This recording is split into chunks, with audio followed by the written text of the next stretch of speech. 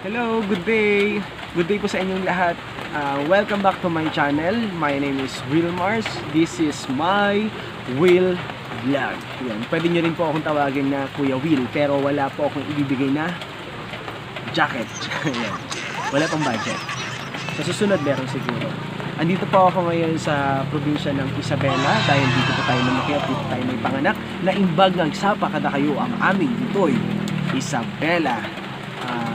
Buong Pilipinas na imbag nagsaba kanyari ang amin.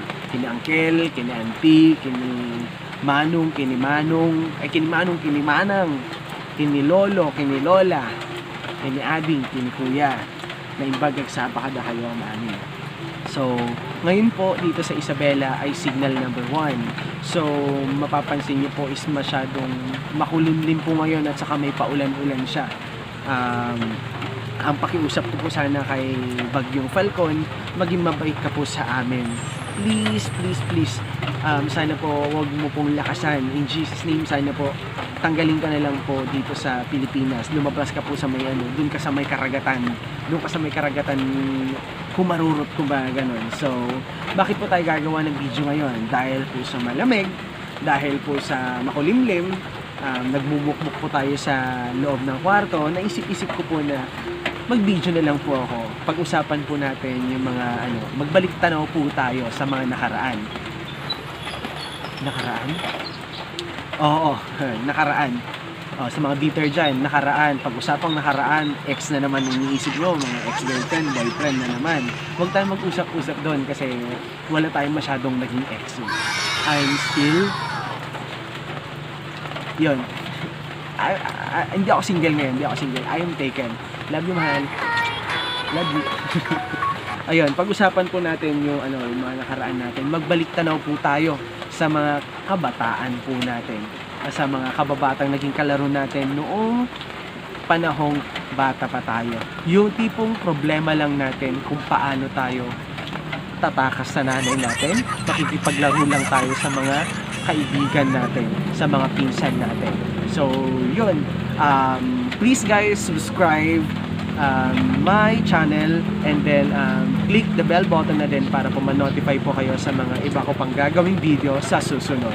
Maraming salamat! Ayun mga kaibigan, babalik po tayo dito sa aking channel. Nasabi ko kanina, pag-uusapan po natin yung about sa balik tanaw. Magbabalik tanaw po tayo sa ating mga ginagawa noong tayo mga bata pa. Ayun, mga naalala natin kahit embarrassing moment ba yan o nakakaaliw, nakakatuwa. So, yun. Dito sa probinsya, pag lumaki ka sa probinsya talaga, swerte ka na. Kasi ang dami mong experience dito na hindi malilimutan. Yun.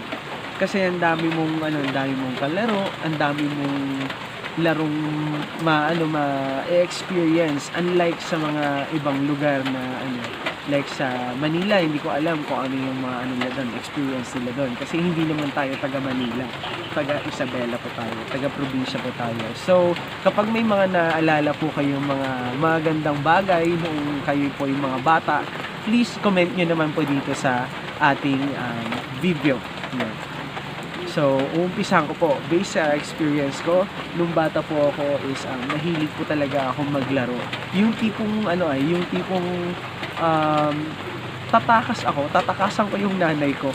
Tatakasan ko yung nanay ko dahil gusto ko nga makipaglaro sa mga kaibigan ko at sa mga pinsan ko dito sa amin, dito sa Isabela. So, ang ginagawa akong ganyan kasi after kainan ng tanghali, after mananghalian, manonood konti, gano'n. Tapos, gusto ng nanay ko, matulog kaming magkakapatid. Yun. Yung mga kapatid kong yung ate ko, yung kuya kong isa, tapos ako. Kailangan matulog kami. Ayun, kailangan matulog kami ng alas 3, gano'n. Para daw lumusog kami. Ayun. Hindi naman nagkamali yung nanay ko sa pagpalaki sa amin. Tingnan mo naman yung mukha ko pa lang. Chubby na. So, yun, ang ginagawa ko nun, tumatakas talaga ako tumatakas ako sa nanay ko. So, yun, nakikipaglaro ako sa mga kaibigan ko, sa mga pinsan ko. Ayun, nagfulfill po yung yung kagustuhan ko na makipaglaro sa kanila. So, ayun, tumatakas po ako sa nanay ko para lang po maging mas masaya ako. Kasi ayoko talaga matulog noon. Ayoko matulog sa hapon. Matutulog ka na naman sa gabi. Ngayon ay, yung tipong ay, ang saya-saya lang nung bata ka pa. Tapos, maglalaro kami ng, yung mga nilalaro namin. X, Holem, yung Shatong, Patintero, yung, pa ba yun, luksong tinik ba yun? Tapos yung luksong kabayo, yung mga yun. Minsan nag-ano din kami, nagbi-baseball din kami. Tapos yung personal base ata yun, o personal base yun. Personal base, yung tipong may apat na bato na naka-diamond na style na gano'n. Yan, naka-form siya ng diamond na gano'n. Tapos unahan makasave dun sa may bato ng kalaban. Dapat yung mga kalaban mo, wag mo hayaang makasave sila dun sa may bato nyo. Ayun. Mahirap ipaliwanag lalo na sa iba. Pero yung mga taga-probinsya talaga, alam nila to, yung personal base yung tinatawag. Yung Shatong, yun, mahilig din kami. Kasi madami kaming kawayan dito. Ayan, example mo yun, yun, kawayan. Ayan, kawayan kasi yun, yung mga maliliit, yun, yung Shatong, yun. Yung maninipis lang, yun, yung mahaba yung mother bat, tapos yung isa yung maliit yung baby bat, yun. Yung Shatong, yung magbubutas ka lang ng konti sa lupa, yun na yung pinaka base nyo, yun. Tapos ano pa susunod, yung luksong tinik, yun, luksong tinik. Yung luksong tinik kasi sa amin yung ganon, yung pataasan ng ganito, yun. Na-try ko na din yung mga yon. Yung nung bata pa ako, yung mga tinatakasan ko yung nanay ko para makapaglaro kami. At saka isa pa, kasi dito sa amin, malapit kami sa ilog. So, ang ginagawa ko, kapag after naming maglaro, ayun, yung mga pinsan ko, yung kasama ko na pupunta sa ilog, tinatago nila ako sa side nila kasi dadaan ka dito sa bahay namin bago ka makadaan doon makapunta sa ilog. So, yun, tinatago ako ng mga pinsan ko sa side nila, naglalahad kami ganyan. Hindi po nakakaano lang kasi natakot ako sa nanay ko kasi yung nanay ko kasi mahilig siya mamalo. Yung daddy ko kasi nung daddy ko nagtatrabaho lang siya parang stricto din yung daddy ko, kaso nga lang si mami ko talaga yung si nanay ko talaga yung nakakapagbantay sa amin magkakapatid. So kapag nakatakas na kami sa daanan dito sa bahay papunta dun sa ilog, imagine mo after 5 minutes andyan na yung nanay ko. Kasi yung ilog, di ba, pababang ganun, pababa. Andun siya sa taas, nandun kami sa tubig na. Tapos si mami ko, nandun sa taas. Ayan, may hawak na siyang, alam mo yung sa Ilocano, pakris. Yan, pakris. Yung yung sanga-sanga ng kawayan. Ayun, papaakyatin niya, ganun, nakadalawang beses siyang, yung pangalan ko. Yung sigaw si nanay ko, yung sigaw siya, ganun. Isiyaw siya. Tapos hindi ko pinapansin kasi ayoko mapahiya sa mga sa mga kaibigan sa mga pinsan ko. So, yun, mapapaakyat na rin ako. Tapos after nung pagkalagpas ko sa kanya mismo, doon na naramdaman ko na yung palo niya. Yeah. So, maraming kakulitan, madaming maalala pagkabata mo. 'Di ba kapag minsan nga sa panahon ngayon, nasasabi mo na lang kapag mabigat na yung nararamdaman mo, ang dami ka ng problema, madami ka ng nasasabi mo sa isipan mo na at saka na sasabi mo sa sarili mo na sana bumalik na lang ako sa pagkabata. Kasi ang bata, dahil bata nga, wala pang masyadong pinoproblema, chill lang sa buhay, ganun, sunod lang sa agos, ganun. So, ikumpara mo talaga yung buhay mo ngayon, tapos yung buhay mo nung bata ka pa, magkaiba na talaga yun.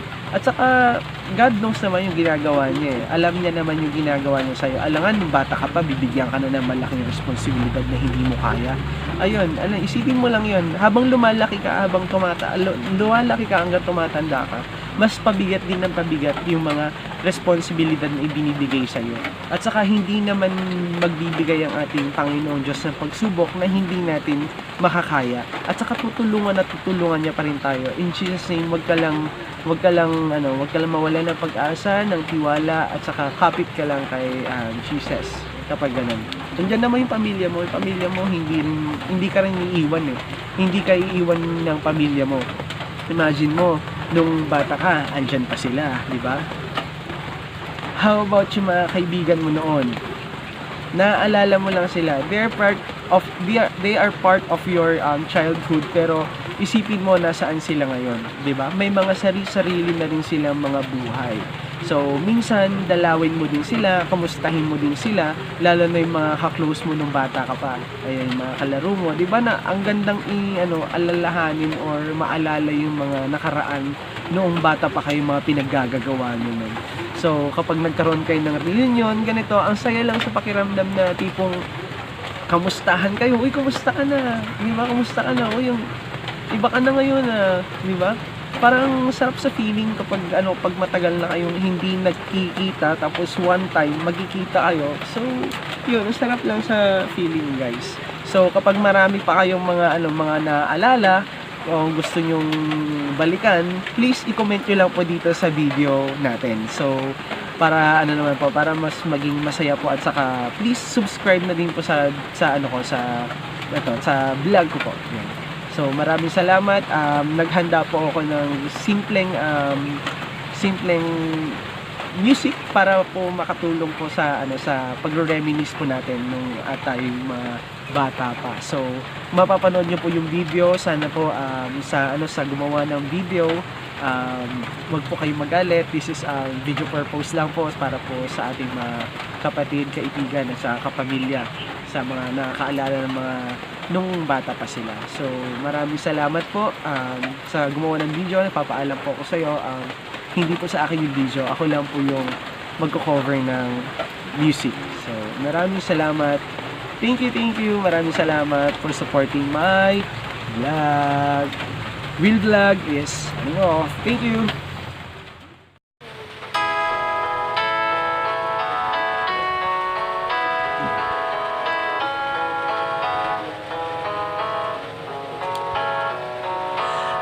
Panahon ng pagkakataon, may babalik bang kahapon?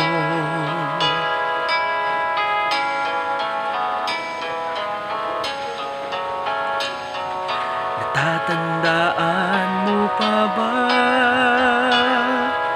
nang tayong dalawa'y unang magkita? Panahon ng kamusmusan, sa piling ng mga bulaklak at halaman, doon tayong nagsimula mangarap at tumula.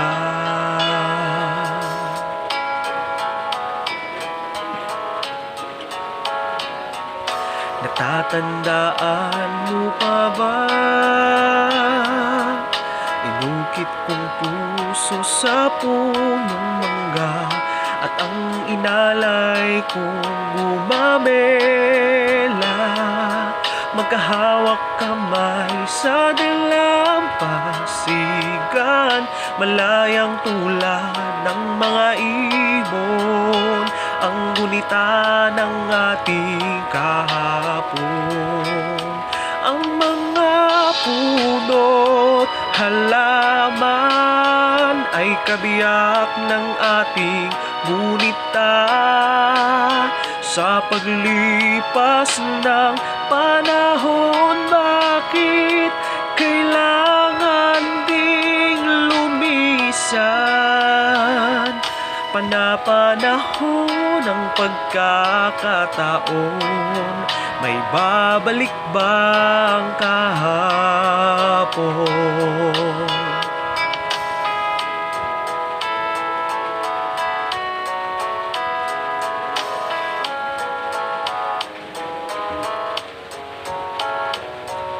Ngayong ikaw ay nagbalik, at tulad ko rin ang iyong pananabik, makita ang dating kanlungan,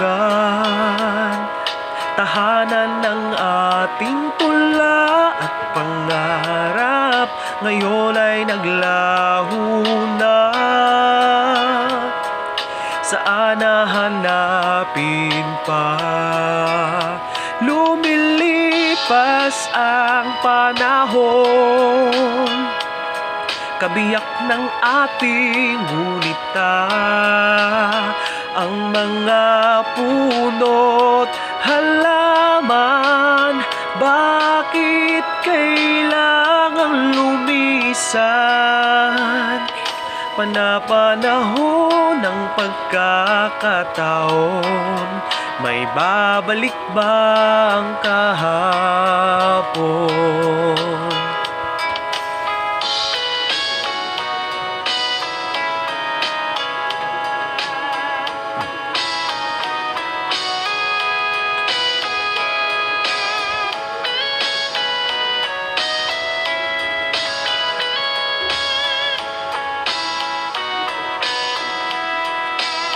Lumilipas ang panahon,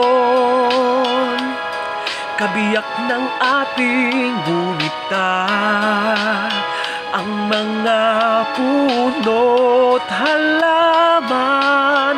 Bakit kailangang lumisan?